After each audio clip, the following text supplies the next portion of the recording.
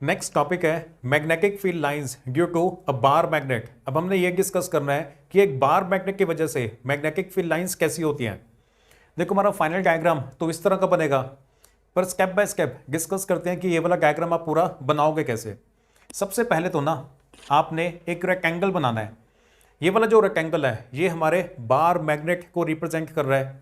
अब हमने इस मैग्नेट की वजह से मैग्नेटिक फील्ड लाइंस बनानी है, तो सबसे पहले तो ना आप ये कैसे स्ट्रेट लाइन बना दोगे जो इसके बीच में से पास हो रही है। उसके बाद 3 लाइंस आपने इसके ऊपर बनानी है और 3 लाइंस आपने इसके नीचे बनानी है। ये देखो, ये जो बीच वाली लाइन हमने बनाई है 3 लाइंस हमने इसके ऊपर बना दी, अब 3 लाइंस आपने इसके नीचे भी बना देनी है। इतना हो गया। अभी जो सबसे ऊपर वाली लाइन थी ना, यहाँ पे इस वाले पॉइंट से ऐसे आपने घुमा के लेके आना है और यहाँ पे कनेक्ट कर देना है इस तरह से। उसके बाद उसके जो नीचे वाली लाइन है यहाँ पे इस पॉइंट से आपने शुरू करना है और यहाँ से घूम के वापस इस वाले पॉइंट पे कनेक्ट कर देना है। ये सेकंड बन गई। उसके बाद ये जो तीसरी लाइन है इसको भी आप ऊपर से घुमा के यहाँ पे लेके आओगे। 3 लाइंस को आपने ऊपर से घुमा के लेके आना है, 3 लाइंस को नीचे से घुमा के लेके आएंगे। इस बात का आपने ध्यान रखना है। ये देखो, इन दोनों के बीच में जितना डिस्टेंस है ना, अगली 2 लाइंस के बीच में डिस्टेंस ज्यादा है, अगली 2 लाइंस के बीच में डिस्टेंस और ज्यादा है। और इस बात का भी ध्यान रखना है कि ये वाली जो लाइंस है ना, ये आपस में एक दूसरे के साथ आपने ज्वाइन नहीं कर देनी। जो मैग्नेटिक फील्ड लाइंस है ना, वो कभी भी एक दूसरे से इंटरसेक्ट नहीं करती। मैग्नेटिक फील्ड लाइंस को कभी भी आप एक दूसरे से ज्वाइन नहीं कर सकते। तो 3 लाइंस हमने ऊपर से लेके आए हैं, अब 3 लाइंस नीचे से लेके आनी है। ये जो नीचे वाली लाइन है इसको आप यहाँ से ऐसे घुमा के लेके आओ, इस वाले पॉइंट से कनेक्ट कर दो। उसके बाद इस लाइन को भी यहाँ से कनेक्ट कर देना है इस जगह पे, और लास्ट में फिर ये जो तीसरी लाइन थी इसको भी नीचे से लाके यहाँ से ऐसे कनेक्ट कर देना है। यहाँ पर भी आपने नोटिस किया ये इन दोनों के बीच में जो डिस्टेंस है, अगली 2 लाइंस के बीच में डिस्टेंस ज़्यादा होना चाहिए, अगली 2 लाइंस के बीच में डिस्टेंस और ज़्यादा होना चाहिए। जैसे जैसे हम ऐसे मूव करें ना, वैसे वैसे ये वाले जो डिस्टेंसेज हैं, ये वाले डिस्टेंसेज इंक्रीज होने चाहिए। और यहाँ पे इस पोर्शन के अंदर आप मैग्नेटिक फील्ड लाइंस को आपस में ज्वाइन मत कर देना। कोई भी 2 लाइंस अगर आपने ज्वाइन कर देना तो डायग्राम गलत हो जाएगा। Magnetic field lines can never intersect. ये खुद एक क्वेश्चन होता है कि मैग्नेटिक फील्ड लाइंस आपस में इंटरसेक्ट क्यों नहीं कर सकती हैं, उसको भी हम डिस्कस करेंगे। डायग्राम कंप्लीट कर देते हैं। इतना बनाने के बाद फिर आपने इस तरफ नॉर्थ पोल लिख देना है, इस तरफ साउथ पोल लिख देना है, और उसके बाद आपने एरोस लगानी है। अब एरोस कैसे लगे हुए ना, उसकी तरफ ध्यान दो। Outside the magnet magnetic field lines are from the north pole towards the south पोल।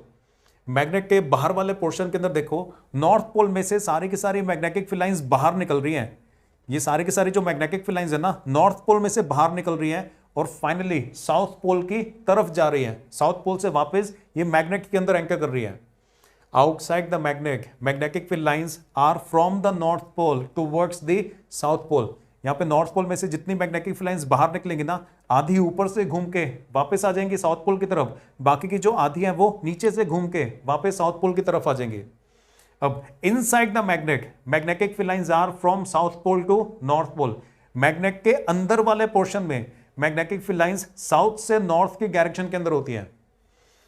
बाहर वाले पोर्शन में outside the magnet magnetic field lines are from the north pole towards the south pole, and inside the magnet magnetic field lines are from south pole towards the north pole।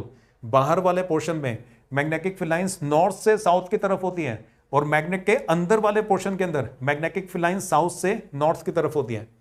Clear हो गया? तो इस तरह से आप अपना diagram complete करना है। एक और बात, इस वाले पोर्शन को देख रहे हो, यहां पे मैग्नेटिक फील्ड लाइंस एक दूसरे के पास पास है ना।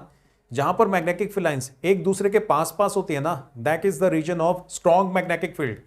मतलब यहां पे जो मैग्नेटिक फील्ड है काफी ज्यादा स्ट्रॉन्ग है। और ये वाला जो पोर्शन है यहां पे आप देखो, मैग्नेटिक फील्ड लाइंस एक दूसरे से कितनी दूर है। इस वाली जगह के कंपैरिजन में यहां पे मैग्नेटिक फील्ड लाइंस एक दूसरे से काफी ज्यादा दूर दूर है ना। जहां पे मैग्नेटिक फील्ड लाइंस एक दूसरे से दूर दूर होती हैं, that is the reason of weak magnetic field. मतलब यहां पे मैग्नेटिक स्ट्रेंथ कम है, यहां पर भी मैग्नेटिक स्ट्रेंथ कम है। ये वाला जो पोर्शन है, जो पोल्स के पास वाला पोर्शन है, वहां पे मैग्नेटिक स्ट्रेंथ काफी ज्यादा है। और मैग्नेटिक फील्ड लाइंस का कोई स्टार्टिंग पॉइंट या फिर एंडिंग पॉइंट नहीं होता। जो इलेक्ट्रिक फील्ड लाइंस होती है ना, उनका स्टार्टिंग पॉइंट और एंडिंग पॉइंट होता है। जो इलेक्ट्रिक फील्ड लाइंस होती हैं वो पॉजिटिव चार्ज से स्टार्ट होती हैं और नेगेटिव चार्ज पे जाके खत्म हो जाती हैं। लेकिन जो मैग्नेटिक फील्ड लाइंस होती हैं वो कॉन्टिन्यूअस कर्व्स होती हैं, उनका कोई स्टार्टिंग पॉइंट या एंडिंग पॉइंट नहीं होता। ये देखो, हर एक लाइन को आप देखो, हर एक लाइन जो है ना वो कॉन्टिन्यूअस है, इसका कोई स्टार्टिंग पॉइंट या फिर कोई एंडिंग पॉइंट नहीं है। किसी भी लाइन को आप देखोगे, हर एक लाइन कॉन्टिन्यूअस कर्व है। Magnetic field lines continuous lines होती हैं, उनका कोई स्टार्टिंग पॉइंट या एंडिंग पॉइंट नहीं होता। डायरेक्शन हम बता सकते हैं कि बाहर नॉर्थ से साउथ और मैग्नेट के अंदर साउथ से नॉर्थ, लेकिन जो इलेक्ट्रिक फील्ड लाइंस होती हैं उनका स्टार्टिंग पॉइंट और एंडिंग पॉइंट होता है, वो पॉजिटिव चार्ज से स्टार्ट होती हैं और नेगेटिव चार्ज पे जाके खत्म हो जाती हैं। तो बार मैग्नेट की वजह से आपने इस तरह की मैग्नेटिक फील्ड लाइंस बनानी है, और इस बात का ध्यान रखना है कि यहां पे आपने कोई भी दो लाइंस को आपस में एक दूसरे के साथ इंटरसेक्ट नहीं करना, मैग्नेटिक लाइंस को आपने कभी भी ज्वाइन नहीं करना है।